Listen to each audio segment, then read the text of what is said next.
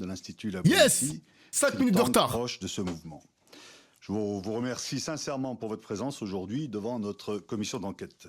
Je voudrais en préalable à nos échanges clarifier quelques points qui me semblent importants. Tout d'abord, s'agissant du champ de cette commission d'enquête. Je rappelle qu'elle s'intéresse aux stratégies que des mouvements islamistes présents sur notre territoire peuvent mettre en œuvre pour influer sur les représentants politiques, locaux ou nationaux, et in fine sur nos politiques publiques. Certains commissaires, notamment parmi les groupes de gauche, auraient souhaité que nous étendions le champ d'investigation de notre commission d'enquête à d'autres formes d'entrisme. Toutefois, cela n'a jamais été l'objet de cette commission d'enquête qui traite spécifiquement de l'islamisme politique. Ouais, c'est des longues l'intro, En ce sens, dans la continuité totale avec le rapport publié par le ministère de l'Intérieur en mai 2025, en mai dernier, sur cette idéologie. À cet égard, nos travaux permettent de dresser plusieurs constats. 1. Les mouvements islamistes présents sur notre territoire représentent une menace bien réelle et désormais documentée par les services de renseignement.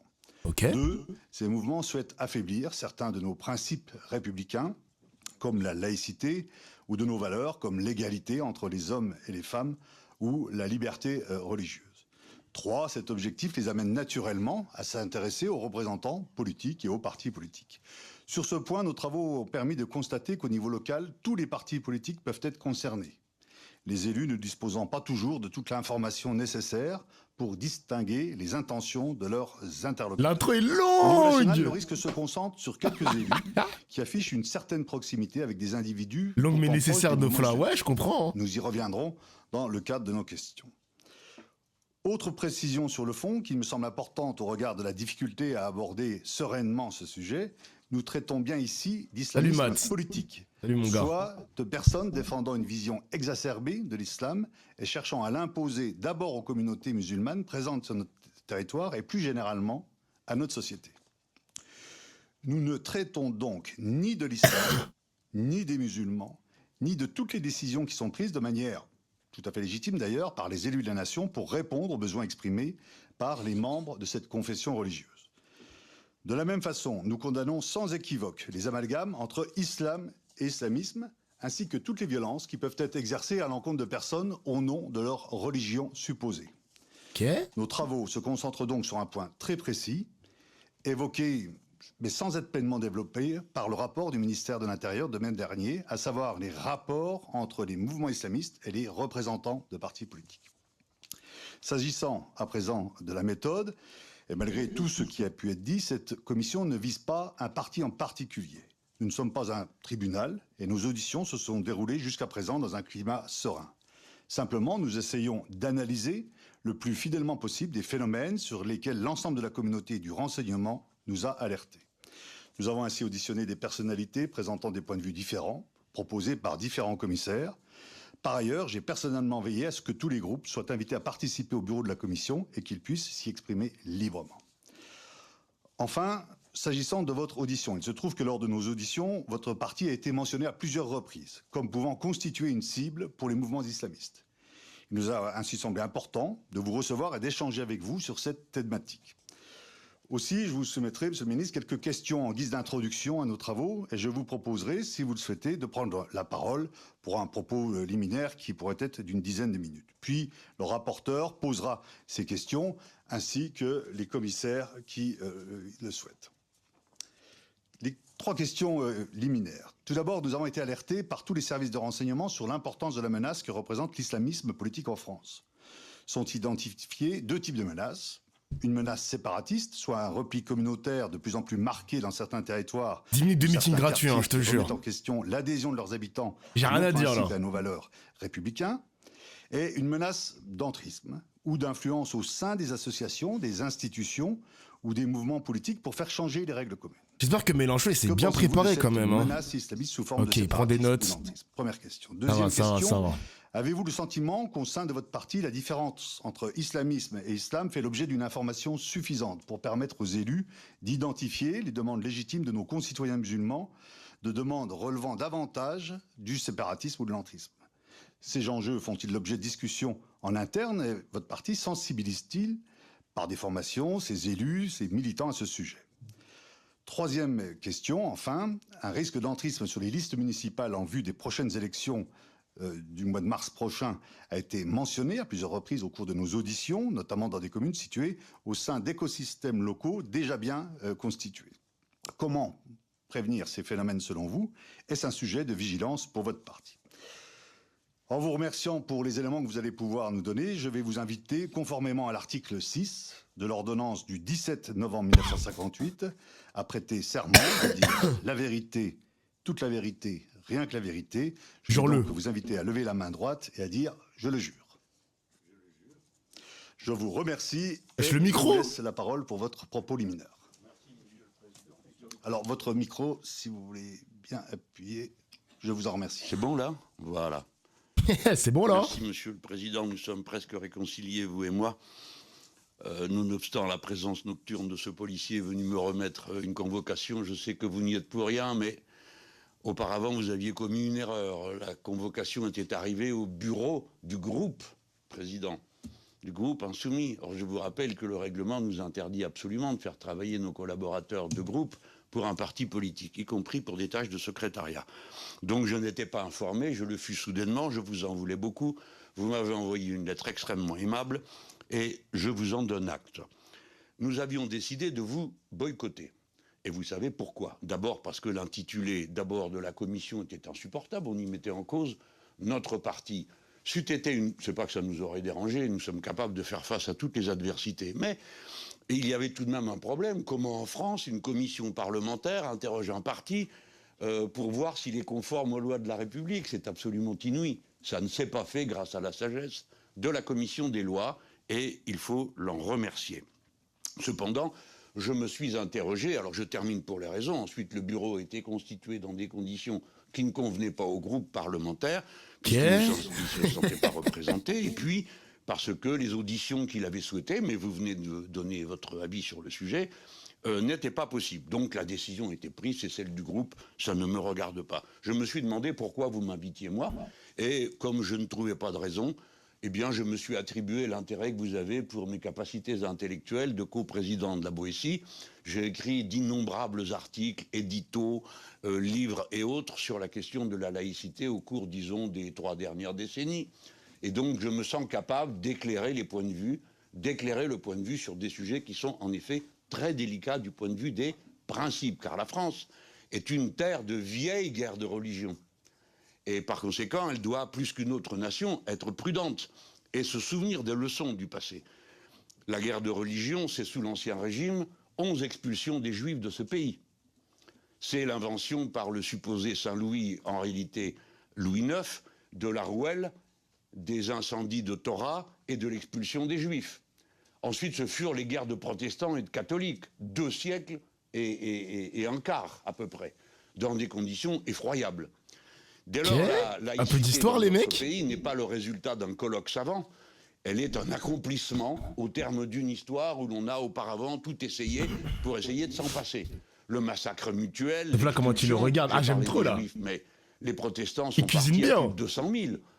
Lorsque l'édit de Nantes a été aboli. Et pour notre malheur, ils ont été enrichir des pays qui ensuite nous ont mené des guerres implacables.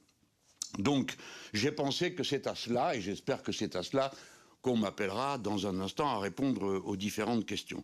Mais je ne peux manquer de vous taquiner et de vous demander pourquoi vous n'avez pas dans vos auditions consulté des personnes qui me semblaient d'un plus grand intérêt que moi sur le sujet que vous avez bien délimité. Vous avez dit on ne parlera pas de l'islam, etc. Nous parlons d'un fait, une menace, dont je reconnais l'existence évidemment, au milieu de bien d'autres, mais elle existe. Et donc la France doit faire attention, agir avec intelligence, et dans un instant j'y viens. Mais pourquoi ne pas avoir auditionné, par exemple, vous avez auditionné les rapporteurs, M. Courtade et M. Gouillette. M. Gouillette est un grand ambassadeur de France, qui a été le représentant de notre patrie dans de nombreux pays Twitter en même temps. Du monde musulman. Je regarde les live commentaires. Et dès lors, moi j'attache beaucoup d'intérêt à ce qu'il a dit et au rapport. Je l'ai lu, je l'ai trouvé intéressant, mais je suis presque obligé de vous dire, n'y voyez pas mal que vous êtes hors sujet. Car dans le rapport, il n'est pas spécialement question des frères musulmans. La question s'est concentrée sur eux et dans un instant, je vous demanderai pourquoi sur eux. Car des confréries dans l'islam, il y en a de toutes sortes, c'est propre à l'islam même. L'islam n'est pas un système vertical comme l'Église catholique, avec un organe qui dit la vérité à laquelle il faut adhérer, sous peine d'être excommunié. Ça n'existe pas. C'est pourquoi, sur tous les sujets dans l'islam, il y a toujours discussion. Et les savants de l'islam sont ceux qui rendent compte des points de vue à propos de telle ou telle question dans la religion. Pardon de faire cette parenthèse, mais je me suis intéressé à la vie intellectuelle des religions pour la raison qu'elles ont contribué à la formation de la culture nationale des Français. Nous avons combien de temps et de discussions de toutes sortes entre savants catholiques pour savoir si telle ou telle encyclique du pape était hérétique ou pas. Je vous rappelle Philippe le Bel qui fait se prononcer la... Excusez-moi, je fais pause les gars pour un peu commenter. Là, j'imagine trop l'extrême droite en train d'écouter la commission parce que je pense que là, il y a moyen que ses adversaires politiques l'écoutent de bout en bout. Ils pensent dans leur tête que Mélenchon est en train de noyer le poisson, il est en train d'esquiver les questions, c'est pas un propos liminaire, etc. Mais c'est important ce qu'il dit les amis. Hein. C'est vrai que depuis des années et des millénaires, la France a toujours été une terre de guerre de religion. Terre de guerre de religion, c'est important son propos. Hein. C'est News, toi t'es en édition spéciale, mais évidemment qu'ils vont en faire des éditos, évidemment qu'ils vont commenter ses propos, etc. Mais c'est très important ce qu'il dit. Sorbonne sur la question de savoir. Tais-toi, si Dauphin, laisse-nous profiter. Toi, je vais te baiser, toi. De percevoir un impôt en France. Et les savants étaient bien embarrassés d'avoir. T'as rien raté, Abyss Boy, t'inquiète. Et au pape. Je passe cet épisode, j'y reviendrai si vous voulez, il est tellement savoureux. Mais enfin, des personnes qualifiées pour magnifique bien la coupe. comprendre Merci. de quoi il s'agit. Nous avons avant tout besoin de science et de compréhension de ceux que nous affrontons. Quand nous affrontons des terroristes, notre intérêt est de les séparer du reste de la population et de ne leur valoir aucune sympathie. Et il faut comprendre que dans leur stratégie, il est prévu que nous nous emportions au point que nous confondions tout. La religion dont ils se réclament, à tort si l'on en croit les savants musulmans, la religion dont ils se réclament, les actes qu'ils posent, etc. C'est ça qu'ils espèrent. C'est un meeting gratuit en vrai les gars. Ouais. On s'entretue entre Salut, nous, on Boumen. commence à se disputer entre Français, parce que celui-ci n'est pas de la bonne religion ou celui-là. C'est aussi vieux que la guerre de religion. Entre catholiques et protestants, chacun imputait à l'autre une connivence avec l'étranger, qui existait d'ailleurs. La Ligue de Condé est liée aux Espagnols. Et de même, le parti protestant est lié aux nouvelles principautés protestantes. Il a pris beaucoup de notes, hein, qu'il y avait à l'époque, comme c'était un délice. Bien, c'est cousu de fil blanc, ça a toujours été comme ça. Et les violences de l'un servent à justifier les violences de l'autre, tout le temps. Les terroristes ne font que ça. Espérer que, en dénonçant leur activité, on en vienne à la confondre avec l'islam, et que dès lors, entre Français, musulmans, non-musulmans, etc., nous affrontions. Donc il faut travailler avec vigilance à l'unité du peuple français. C'est notre tâche permanente à nous, l'unité du peuple français. C'est pour ça qu'existe la loi laïque de 1905 et qu'il nous revient à tous, quel que soit notre parti, de la faire vivre dans son intelligence spécifique. Alors, la loi de 1905 et la laïcité, redisons-le pour ceux qui nous écoutent à cet instant, ce n'est pas un athéisme d'État. La laïcité, ce n'est pas l'interdiction de ceci ou cela, c'est une loi de liberté. Et... Au moins, c'est pas un gros mot de reconnaître, il explique que c'est une menace que je reconnais et qui existe, en parlant de l'islamisme. Au moins, il le dit, voilà, c'est pas un gros mot, il se dérobe pas, il se cache pas, donc tout va bien. D'où vient-elle ? Tout va bien. De la bataille qui est immédiatement commencée entre catholiques et protestants, puisque le roi venait de Dieu et de sa décision, alors de laquelle des deux religions procédait son autorité. Très vite, les rois s'aperçoivent que de cette histoire, ils ne sortiront pas indemnes. Et ils commencent par dire, eh ben attendez, nous on est les rois de tous les sujets. Non, c'est pas, ça s'est passé comme ça. Et il a fallu que tout ce cheminement du siècle, des siècles, 2 siècles et 19 ans, vous avez ensuite un parti royaliste qui se fiche complètement de savoir qui Dieu a choisi. Et ils disent, la loi française, c'est la loi salique, l'aîné de la branche aînée est roi de France. On ne se soucie pas de savoir d'où il sort. Patatras, il était protestant. C'est Bourbon de Navarre. Et il a fallu surmonter ça, et puis à la Révolution, et puis à la Commune, j'en passe. Mais c'est pour vous dire, le problème auquel nous sommes confrontés n'est pas nouveau, et nous devons tenir compte des enseignements du passé, ayant pour objectif l'unité des Français. Donc pourquoi n'avez-vous pas, puisque là vous êtes en train de faire la chasse aux extrémistes, pourquoi ne pas avoir consulté M. Lang, qui est le président de l'Institut du monde arabe, qui a une très grande science et compréhension de ce qui se passe dans le monde islamique. Il parle de Jack Lang, ou M. Bernard Cazeneuve, qui lui a vécu en première ligne l'attentat épouvantable qui a meurtri notre patrie si profondément au Bataclan. Ou bien, tenez, et j'arrêterai. Là, c'est la taquinerie. Il y a Laurent Wauquiez. Je crois que c'est Laurent Wauquiez. Hein. Je vois Ercila Soudé, mais je suis pas sûr que ce soit Laurent Wauquiez. Mathilde Panot, Nadège Bomangoli. Ok, il y a Monsieur Aurélien Saint-Toul. Il y a du beau monde là, il y a du beau monde. Il est tellement mal pris qu'il a fallu en changer le nom. Et pour finir, il vous abandonne, il vient même pas là. Il a peut-être des idées, c'est lui qui a inventé l'idée que nous serions responsables, nous, les insoumis, de je ne sais quelle connivence. Où est passé M. Wauquiez? Pourquoi ne vient-il pas ici? Pourquoi il n'est pas là, Wauquiez. Pas président de pouvoir venir vous tenir informé de ce qu'il a motivé à nous pourchasser comme il le fait. Wauquiez n'est pas là. Je passe à propos de M. Retailleau ou de M. Hollande, qui étant président de la République, ayant avoué publiquement qu'il avait pris des décisions extrêmement rudes à l'égard des ennemis de notre pays, si vous voulez bien vous souvenir de ce à quoi je suis en train de faire allusion. Bref, voilà. Si vous voulez interroger des gens qui ont des liens avec les terroristes, interrogez les membres du Rassemblement national, mais je veux immédiatement préciser ceci. Je ne suis pas en train d'accuser le Rassemblement national d'avoir un lien avec le terrorisme. Mais 2 de ses membres ont été pris la main dans le sac, l'un à vendre des armes, l'autre à aider le travail. Je précise bien, je n'en accuse pas le Rassemblement national, je ne l'ai jamais fait. Je fais preuve de mesure. Mon domicile a été entièrement saccagé. Et sur tous les murs, il y avait des slogans du Rassemblement national. Je n'ai jamais accusé le Rassemblement national d'avoir décidé cette agression, car je ne le crois pas. Voilà pourquoi je ne crois pas que le Rassemblement national soit un mouvement qui soit lié au groupe terroriste. Cependant, les connexions existent pour des raisons qui sont idéologiques, et il faut les comprendre.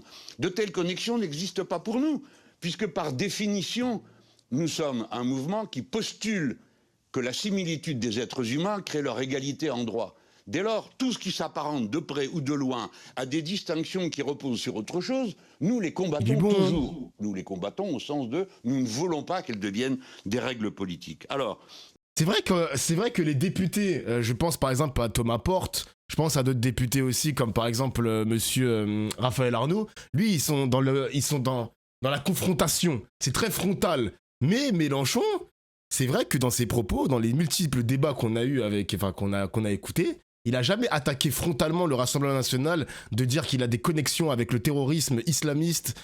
Franchement, et même dans son cambriolage, pareil. Il a eu un certain recul. Il est très très bon. Me voici tout de même devant vous. Alors le RN l'aurait fait sans pitié, par contre. Ça, c'est vrai. Mais c'est vrai, je vais vous dire pourquoi. Eh bien, parce que votre commission a déjà produit les documents qui nous innocentent absolument. Qui? Tous les responsables de services de renseignement du pays que vous avez entendus. J'ai lu les comptes rendus. Aucun ne dit qu'il y a un lien entre nous et les islamistes. Ils disent même le contraire. Aussi bien s'agissant des frères musulmans qui sont en cause dans ce qui nous occupe présentement, eh bien le rapport de M. Courtade et de M. l'ambassadeur Gouillette dit, il ne peut pas être plus clair. Au niveau français, dit M. Courtade, je ne connais pas de stratégie constituée d'influence de la mouvance frériste auprès des partis politiques. À l'heure actuelle, certains militants islamistes politiques qui n'agissent pas nécessairement sur ordre mènent au niveau local des stratégies d'influence, parfois d'obtention d'avantages, voire d'emprise. Mais, dit M. Courtade, je répète que nous n'avons pas observé ni documenté ou étudié une stratégie d'influence au niveau national sur les partis politiques. Alors, à plus forte raison, sur nous. Ceci vient de votre compte-rendu. Lance le live sur YouTube. Pourquoi à nous, car nous en menons aussi, et je vais vous en dire un mot pour vous mettre en garde. On est bien ici sur contre Twitch. Ce qui vous arrive. Alors, pareil, les responsables de renseignement français ont dit, nous, on n'a pas vu ça. Mais c'est le moment pour moi, maintenant, de vous mettre en alerte. Quelque chose se passe d'un peu bizarre dans ce pays. Ah. Le député insoumis Carlos Bilongo, Martins Bilongo, est rapporteur sur la préparation de la condition de la COP28. Une activité parmi d'autres traditionnelles chez les parlementaires. Le voici qui se rend là-bas, aux Émirats Arabes Unis, et dans son rapport mentionne le fait qu'il trouve surprenant, il n'accepte pas l'idée que le responsable de la COP28 soit lui-même un responsable d'une compagnie pétrolière. Ah. Bon, il rentre et il s'est voué une haine apparemment absolument indépassable, Et voici que se mettent en mouvement des services de renseignement qui noyautent ici, là, et en particulier l'administration française qui se met à pourchasser M. Bilongo pour une histoire assez confuse. Je vous renvoie à lui. Mais M. Bilongo a été mis en cause par un service d'intelligence ennemi, puisque personne n'est autorisé dans ce pays à nous espionner ou à nous manipuler. J'ai le souvenir heureux de M. Charles Pasqua, qui avait expulsé, je lui ai dit une fois, tu as expulsé 47 diplomates, Charles. C'était des diplomates américains. Et il m'avait répondu, pas du tout, moi, j'ai expulsé 47 espions. Voilà comment, depuis toujours, avec l'accent en plus. Jamais admis, Merci Ezek pour le sub. Y compris des puissances amies, qu'elles se mêlent de nos affaires. Par conséquent, nous avons protesté. Que s'est-il passé? Rien. Là-dessus, nous voici partis avec un sondage qui donne lieu à toutes sortes de commentaires dans la presse en disant il est manipulé. Qui l'a fait? Vous avez reçu 2 personnes. Président, il est important, monsieur le rapporteur, monsieur le président, que vous sachiez qui vous a recommandé d'entendre ces 2 personnes. Car elles sont liées à un journal qui n'existe pas, mais qui est distribué gratuitement à l'Assemblée nationale. Et ce journal est lié à un fonds qui lui-même est lié aux Émiratis. Tout ça est expliqué dans les documents que je viens de vous transmettre, non pas de nous, les Insoumis, mais du Monde, de Mediapart et de Orient 21. C'est quoi le nom du journal? Par conséquent, et que se passe-t-il? Je m'empresse de dire aux Émiratis qui éventuellement m'écoutent que je n'ai rien contre eux ni l'affaire et n'en veux pas. Mais il n'empêche qu'ils ont manipulé. Ils ont manipulé et ils se donnent pour objectif, c'est l'objectif de ce journal, Écran de veille, de provoquer des débats publics. Et c'est eux qui, par compétition avec le Qatar, ont imaginé qu'il fallait mettre en cause des frères musulmans pour mettre en cause le Qatar. Sans doute y a-t-il des frères musulmans en France, bien sûr, il y a de tout en France, sur tous les sujets. Et par conséquent, pourquoi n'y aurait-il pas des frères musulmans? On dit, d'après le rapport, qu'il y en a dans 8 mosquées, il y en a 2600 de mosquées en France. Par conséquent, rien d'autre que ce qu'on doit regarder. Aurélien Saint-Doux l'a expliqué sur YouTube. Et surtout en évitant de se donner en spectacle pour donner de l'importance ou de la visibilité à des choses qui parfois n'en méritent pas, si on veut vraiment qu'elles n'en aient pas. Voilà pourquoi je vous mets en garde. Je vous dis... Ah, c'était le fameux journal qui a fait le sondage sur les jeunes musulmans. Putain, mais Bilongo, il a pris cher ces derniers temps. Il y avait son histoire avec l'appartement qu'il a loué à sous-louer, je crois, à sa sœur. Il l'avait fait dans un cadre légal. D'ailleurs, il a été épinglé pour ça, mais il a été, je crois, relaxé, si je dis pas de bêtises. Et d'ailleurs, on n'a jamais lavé son honneur. Les médias ne se sont jamais excusés par rapport à ça. Et c'est vrai qu'il y a eu cette histoire d'espionnage que j'ai vu passer sur ma telle Twitter. Monsieur Bilongo a pris cher ces dernières années. C'est vrai, ça. Hein. C'est vrai. En tant que compatriote, attention, il y a une puissance extérieure à la France qui manipule et s'ingère dans toutes sortes de circonstances pour mener ses comptes avec le Qatar. Mais c'est normal. Dans le monde, ce qu'on appelle le monde musulman, et là personne ne m'en voudra d'appeler le monde musulman, Qatar et Émiratis, qui sont 2 pays parmi les 24 qui mettent l'islam, c'est-à-dire la religion, dans leur constitution. Il y a des luttes d'influence. Ce que je n'accepte pas, c'est que la France soit le terrain de jeu de ces luttes d'influence. Et que, de manière tout à fait, j'en suis absolument persuadé, honnête, comme vous l'êtes, par vigilance, vous pouviez impliquer là-dedans à aider des manœuvres auxquelles aucun d'entre vous n'a jamais eu idée de participer, si peu que ce soit, et y compris à cet instant. Voilà pourquoi je crois que le groupe Insoumis a déposé son article 40. Me permettez-vous maintenant, sur les mots, de vous dire encore une ou 2 choses, ou bien pensez-vous passer tout de suite aux questions? Je vais vous proposer de le dire très rapidement, donc qu'on puisse avoir un échange. Si vous avez entendu. Alors, la première, je vais presque vous répéter, Président. Et il faut que ceux de nos compatriotes qui nous entendent sachent... D'ailleurs, petite parenthèse, les amis, c'est important aussi que je commente par-dessus Mélenchon. Il y a un article de Mediapart qui est sorti il n'y a pas si longtemps sur la Russie. Vous savez que la France est un des pays les plus touchés par l'ingérence étrangère, en tout cas de plein de pays, surtout la Russie. Et en gros, ce qui se passe, c'est que vous savez, il y avait des mains dessinées sur des tombes juives. On accusait les musulmans, etc., etc. Et ça a été prouvé que la Russie est en train de créer une sorte d'ingérence qui va avoir comme conclusion une haine entre les musulmans et les juifs. Et nous, Français, athées, catholiques, etc., on est au cœur de ce jeu-là, et ça va être un gros bordel. Voilà, c'est un gros bordel, une déstabilisation de notre société, avec évidemment la Russie derrière tout ça. Je vous invite à lire l'article de Mediapart qui est intéressant, il faudrait que je vous le retrouve. Mais c'est chose qui se passe en ce moment en France. Ici, qui ne sommes d'accord sur rien, Mediapart. D'accord sur ce point. Nous ne confondons pas l'islam et l'islamisme. Et nous ne confondons pas l'islamisme avec le terrorisme.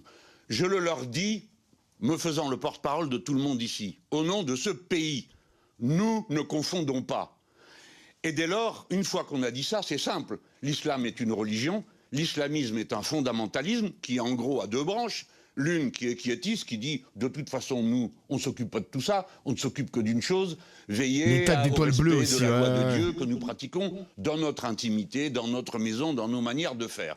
C'est pas si loin de l'idée que nous-mêmes, on peut Israël aussi le fait avec ses bottes. Et d'autres prétendent en faire des lois politiques. Et d'ailleurs, il y a des pays, comme la Turquie, qui se réclament de l'islamisme politique. Alors là, nous sommes en désaccord complet, nous, Français, parce que nous ne croyons pas à ça, pour la raison que j'ai invoquée tout à l'heure, qui est que nous séparons la religion de la politique. Mais aujourd'hui, 60% de nos compatriotes ne pratiquent pas de religion. Si bien que la majorité du peuple français n'a pas été confrontée au voisinage de la pratique religieuse. Dans ma génération, le christianisme et le catholicisme étaient extrêmement présents au village, à la ville. On croisait sans arrêt des fois des gens en uniforme religieux, tout ça n'existe plus. Et nous étions obligés, pour ceux d'entre nous, par exemple, qui étaient des catholiques ou des protestants, croyants, pratiquants, qui allaient à la messe, mais qui allaient aussi au Parti communiste ou au Parti socialiste. La Turquie est un pays laïque. Comment on accordait tout ça, ce que la population n'acceptait pas toujours. Bref, nous séparons et nous ne confondons pas, nous discernons. Le terrorisme est une forme d'islamisme meurtrier qui est une stratégie de combat. C'est-à-dire, par le terrorisme, provoquer l'effondrement de la société, se déchirant entre elles-mêmes. Mais nous devons étendre la réflexion, et moi je l'ai toujours dit pour ma famille politique. Il y a le terrorisme, bien sûr. Le mot ne veut pas dire la même chose dans des circonstances de résistance. Les résistants français étaient traités de terroristes. Et dans d'autres situations. Mais d'une manière générale, la lutte militaire violente, quel que soit le cadre dans lequel on est, à l'intérieur d'une société, est désapprouvée. Nous, comme mouvement, nous combattons toutes les formes de violence, islamistes ou même de gauche. Un point encore, et j'aurai fini pour cette introduction. Je veux vous parler des conditions dans lesquelles, je vous l'ai dit en début, la laïcité est née de la nécessité de la liberté du culte. La laïcité est donc d'abord protectrice de la liberté du culte, pas de son interdiction. Et dès lors que cette confrontation permanente à l'exercice du culte est posée à un Français, c'est toujours un peu plus délicat que pour d'autres, qui acceptent que l'on colle côte à côte dans des ghettos toutes les croyances. Nous, Français, nous ne condamnons jamais une opinion. Nous condamnons une pratique. Ce sont donc toujours des actes et des pratiques. Pour le reste, la liberté de conscience est absolue. Et d'ailleurs incontrôlable, vous le savez aussi bien que moi. Nous ne pouvons donc combattre que des actes. Et dès lors, la laïcité ne combat que les pratiques interdites par la loi. Point final. Et quand les Américains ont inventé cette idée que nous pourchassions les religions parce que nous avions une querelle avec une secte, nous leur avons dit nous n'avons aucune querelle avec quelque secte que ce soit. Hein, il s'agissait de celle de Scientologie. Nous ne faisons qu'une chose, punir les escroqueries. Voilà comment les Français... Putain les gars, vous connaissez la Scientologie? L'église de Scientologie où le fameux Tom Cruise il est là-dedans? Je sais pas si c'est considéré comme une secte en France, mais il faut savoir qu'il y a un gros bâtiment de la Scientologie juste à côté de chez moi les mecs. Genre à quelques pas de chez moi, Scientologie, gros bâtiment. What the fuck, au cœur de Saint-Denis mec. À bord cette question. What the fuck. Merci, monsieur Mélenchon. Impressionnant. Pour ce propos liminaire. En tout cas, les gars, franchement, curieux l'absence de Laurent Wauquiez. Le mec a déclenché la commission d'enquête, il est même pas là. Il a un dîner ou quoi? Il a un dîner à 50 000 €. Franchement, son absence est vraiment curieuse. Et encore une fois, les médias, vous le savez très bien, les médias ne vont évidemment pas attraper la veste de monsieur Laurent Wauquiez, comme d'habitude.